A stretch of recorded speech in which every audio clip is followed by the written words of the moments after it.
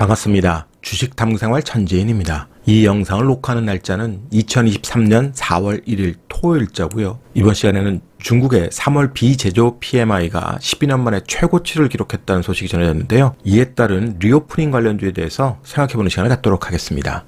먼저 시황을 좀 살펴보면 우리 시간으로 어제 저녁이었죠. 미국의 2월 PC 물가지수가 발표됐는데 개인 소득 같은 경우 1월달 0.6% 증가해서 2월에는 0.3% 증가로 증가폭이 크게 감소하는 모습을 보였습니다. 이 덕에 인플레이션이 완화가 됐죠. 그러다 보니까 개인 소비 지출이 1월달에는 무려 2%나 증가했었는데요. 2월에는 0.2% 증가로 크게 감소했습니다. 근원 물가 같은 경우도 0.5에서 0.3으로 크게 감소한 모습을 볼 수 있습니다. 다행스럽죠. 전년 동월 대비해서는 헤드라인 수치가 5.3에서 5.0, 근원 수치는 4.7에서 4.6. 헤드라인 수치의 감소보다 근원 수치의 감소가 역시 좀 약한 것을 보실 수 있습니다. PC 물가지수의 추이를 조금 표로 살펴볼게요. 연간 추이를 보시면 헤드라인 PC 물가지수는 확실하게 디스인플레이션 하는 것을 보실 수 있죠. 고점 찍고 가파르게 지금 감소를 하고 있습니다. 물론 2%대까지는 아직 멀은 거고요. 연준이 이제 가장 중요시 여기고 있는 근원 PC 물가지수 연간 추이입니다. 그런데 헤드라인 수치보다는 들쑥날쑥하면서 감소하고 있지만 폭 자체는 크지 않은 것을 볼 수 있죠. 2%대까지 감소하려면 이런 식의 감소라면 찌글찌글찌글거리고 감소하기 때문에 연준으로서는 계속 고민이 될 수밖에 없을 겁니다. 특히 하반기로 갈수록 이 근원 PC 물가지수의 감소폭이 더 둔화된다면 파월 연준 의장의 발언처럼 올해 안에 금리 인하하는 것은 정말 쉽지 않을 거예요. 그러니까 시장의 기대감하고는 다르게 진행될 가능성이 얼마든지 있습니다. PC 물가지수 발표 이후에 10년 만기 미 국채 흐름 보면 역시 조정을 보였습니다. 3.6 근처까지 갔다가 지금은 3.5도 깨고 내려왔죠. 3.3대에서 기술적으로 반등을 했는데 계속 이렇게 박스권을 만들어 놓고 왔다 갔다 하면 가장 긍정적인 시나리오가 되겠죠. 위로 치고 가거나 밑으로 너무 또 빠르게 치고 가면 둘 다 좋지는 않습니다. 물론 위로 치고 가는 게 더 좋지 않죠. 자, WTI도 기술적으로 72불 깨고 급락했다가 어느새 또 72불을 회복을 했습니다. 75불대까지 올라와 있는데 슬금슬금 해서 박스권 상단까지 또 움직일 수도 있어요. 기술적으로는. 자, 나스닥 지수 은행발 리스크 완화되고 PC 물가지수 감소 이런 소식들이 전해지니까 드디어 다시 한번 12,000포인트를 회복을 했습니다. 그런데 거래량이 크게 증가하지는 않았어요. 다 기술적 흐름의 움직임입니다. 일단 기술적으로는 이 자리를 다시 장악을 했기 때문에 13,000포인트까지는 기술적으로는 열려져 있는 거죠. 그래서 은행발 리스크가 다시 한번 또 부각이 되면 조정이 나오겠지만 큰 건이 터지지 않는 이상은 기술적으로는 좀 더 안정화된 움직임을 볼 가능성이 있습니다. 자, 우리 시장 같은 경우 환율이 1,300원대를 중심으로 왔다 갔다 하고 있습니다. 다행스럽죠. 위로 치고 가지 않고 있으니까요. 13개월 연속 무역 적자인데도 불구하고 달러가 강세 구간으로 진입하지 않으니까 그 덕을 좀 보고 있습니다. 지금 산업부에서 3월 수출 동향 발표했는데요. 월별 수출 증감률 추이를 한번 보세요. 전년 동월 대비해서 13.6% 감소했습니다. 수출이 551.2억 달러 찍었고요. 추세적으로 계속 감소하고 있고 수입도 계속해서 감소합니다. 추세적으로.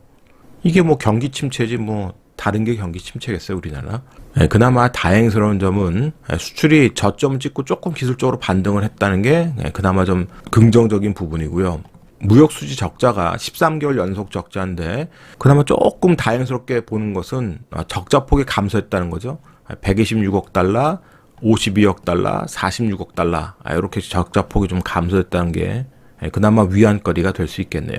자동차 업종은 뭐 눈에 띄는 증가폭을 보였습니다만 가장 비중이 큰 반도체 이쪽이 34.5% 급감했고 석유화학 쪽 이쪽도 좋지 않았습니다. 그래서 대형주 시장에서 테마를 만들기가 쉽지 않았던 거죠. 그래도 우리 시장이 글로벌 시장하고 어느 정도 연동이 되면서 기술적으로 자꾸 반등할 수 있는 구간을 모색 중입니다. 다행스럽죠. 자, 수출 같은 경우 6개월 연속 마이너스 성장이 계속되고 무역 수지 계속 적자가 진행되고 하다 보니까 결국 우리 시장에서도 뭔가 세력들은 머니게임을 펼치고 싶은데 그 머니게임의 중심에 2차 전지 쪽, 로봇 AI 이쪽에 집중되고 있습니다. 아직까지는 2차 전지가 무너지지 않았기 때문에 이런 테마주 수급은 계속 순환할 가능성이 많고요. 이런 과정에서 또 대안주로 우리가 중국 리오프닝 관련주를 생각해 볼 필요가 있다는 거예요. 그러면 오늘 주제인 중국의 리오프닝 관련주에 대해서 살펴보겠습니다. 중국의 PMI 지표 보시면 제조업 지수가 3월 달에 51.9를 찍었습니다. 약간 조정이 나왔지만 그래도 50 이상 확장세를 유지하고 있기 때문에 리오프닝 효과가 계속 나타나고 있는 거죠. 그리고 비제조업 부분, 건설하고 서비스 분야인데 이쪽이 58.2를 찍었습니다. 굉장한 확장세를 보여주고 있고 12년 만에 최고치를 찍었으니까 중국 소비시장을 관심 있게 추적을 해봐야 되겠죠. 그런 가운데 중국에서 트립닷컴이 지난 29일 날 라이브 방송을 했어요. 그런데 이 라이브 방송 때 중국의 여행객 900만 명이 올리면서 한국 여행에 대한 관심도를 높였다. 그리고 한국 여행 관련된 검색이 10배나 폭증했다는 소식이 나왔으니까 단체 관광은 아직도 묶여 있습니다. 하지만 개별 관광은 언제든지 가능한 상황에서 중국과 항공편이 계속 증편되고 있기 때문에 그런 기대감이 또 반영이 될 수 있습니다. 그리고 정부에서도 내수산업 증진을 위해서 여러 가지 정책을 내고 있는데 4월, 5월 달에 여러 이벤트 중에서 K 관광 로드쇼가 있습니다.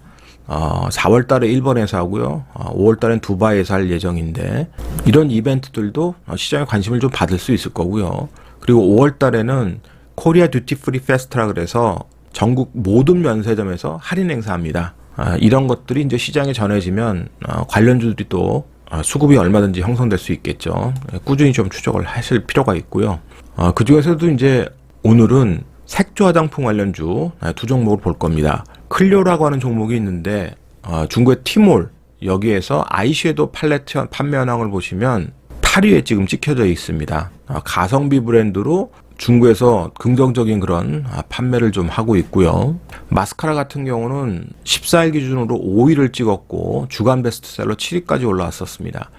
선방을 하고 있죠. 클리오의 최근 매출 추이를 보시게 되면 노딱 사태 때 주춤했다가 2022년부터 본격적으로 이제 회복에 들어왔습니다. 올해는 좀 더 나은 실적을 보일 것으로 보이고요. 매출 3천억을 달성할 것으로 좀 기대를 하고 있어요. 클리오의 장점 중에 하나가 유통 채널이 다양하다는 겁니다. H&B라 해서 올리브영 생각하시면 되죠. 예전에 이제 드럭스토어라고 많이 말했던 헬스앤뷰티 쪽 이쪽 보시면 29% 정도 매출 비중을 차지하고 있고 국내 온라인 쪽에서 13% 그리고 면세점도 13% 정도의 매출을 차지하고 있습니다. 중국 같은 경우도 14%, 일본이 9%, 미국이나 동남아시아가 14%. 그러니까 어느 한쪽에 쏠림이 있지 않고 다양한 유통 채널을 확보하고 있다는 것이 장점이니까 이 부분 우리가 관심 있게 볼 필요가 있겠죠. 클리오의 제품을 납품하는 CNC 인터내셔널이 있습니다. 동사 같은 경우는 이제 색조 화장품 ODM 사업을 하고 있는데 마찬가지로 노딱 사태 때 부진했다가 2022년도에 드디어 실적이 턴어라운드 하고 있습니다. 올해도 좋을 것으로 기대를 좀 하고 있고요. 2022년 실적을 보시면 북미 쪽 매출이 확실하게 성장하는 그런 모습을 보실 수 있고요. 중국 쪽의 매출도 올해는 증가할 것으로 지금 기대를 하고 있습니다. 그래서 이런 부분들이 수급을 부르면서 좋은 흐름을 볼 수 있는데 단지 이제 거래량이 너무 적기 때문에 CNC 인터내셔널 같은 경우는 그 주가 흐름을 좀 추적을 하시고 매매는 클리오로 하는 게 좀 더 나을 것 같습니다. 그러면 차트를 통해서 주가 위치와 전략을 생각해 보죠. 클리오가 2023년 들어서 장기 이평선인 241 이평선을 뚫고 안착하면서 추세 확장을 지금 시도하고 있습니다. 그리고 의미가 있는 건 호가가 바뀌는 2만 원대 가격을 돌파해서 추세를 연장하고 있다는 점이에요. 그러니까 매매하는 데 좀 더 우리가 유리할 수 있겠죠. 기회를 찾으면. 자, 그런 추세 확장 구간에서 누가 수급의 주체였냐? 기관이 수급의 주체를 만들었습니다.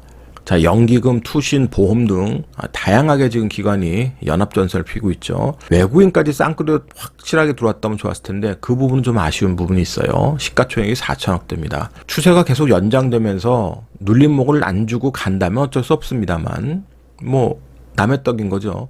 그런데 조정이 나와서 이런 2만 1,000원대부터 2만 원대 사이에 이 작은 박스 안으로 들어와 준다면 이격 조정이 되면서 가격 조정도 같이 되는 거죠. 그렇다면 기회를 주겠죠. 그런데 거래 대금이 크지 않습니다. 40억이고 거래량이 17만 주 수준이에요. 그러니까 호가가 얇기 때문에 비중을 잘 조절하면서 매매를 해야 될 겁니다. 매매하는 게 쉽지만은 않은 종목이 될 거예요. 그래도 2차 전지를 비롯한 최근까지 강했던 테마에 대안이 될 수 있는 종목이기 때문에 뭐 호텔신라 같은 면세점, 그리고 저가 항공주, 뭐 카지노 관련주 이런 것들도 리오프닝주로 같이 보면서 기회를 찾아보면 될 것 같아요. CNC 인터내셔널의 차트 흐름을 보시면 2023년도에 박스권을 형성했고 그 박스권 상단을 지금 돌파해서 추세를 연장을 하고 있습니다. 시가총액은 3,700억대, 수급을 보시면 외국인이 좀 더 관여를 하고 있지만 확실한 주체로 떠오르지는 않았어요. 그리고 보시다시피 거래량이 너무 부족하기 때문에 하루 거래 대금이 25억입니다. 6만 주 정도 거래되고 호가가 많이 비죠. 잠시 호가층을 보면 호가가 너무 얇기 때문에 매매하는 게 쉽지는 않습니다. 그래서 이 종목 같은 경우는 리오프닝 관련주 중에서 추세를 보는 그런 종목으로 활용을 하시고 매매는 클리어를 하는 게 좀 더 유리할 겁니다. 카지노 관련주에서는 GKL이 가장 좋은 흐름을 좀 보여주고 있는데 의미 있는 것은 2만원대 가격의 안착 여부입니다. 만약에 2만원대 가격을 안착하고 전고점을 돌파하는 그런 좋은 흐름이 나오면 그 이후에 눌림목을 노려도 충분하니까요. 꾸준한 추적이 필요하겠죠. 면세점 관련 중에서는 최근에 가파르게 올랐던 호텔신라 같은 경우도 큰 폭의 눌림목이 나오든지 아니면 이 앞전의 고점을 벗긴 이후에 흐름을 추적하는 게 좋을 거예요. 다른 중국의 리오프닝 관련주들이 여러 종목이 있겠습니다만 일단은 최근에 가장 수급 흐름이 좋았던 클리어 같은 종목을 좀 더 눈여겨서 추적해 보실 필요가 있습니다. 오늘자 한 줄 요약. 중국의 리오프닝 효과는 시장의 대안이 될 수 있다. 이 영상이 도움이 됐다면 좋아요, 구독하기 부탁드리고요. 저는 다음 시간에 또 뵙도록 하겠습니다. 고맙습니다. 전지인이었습니다.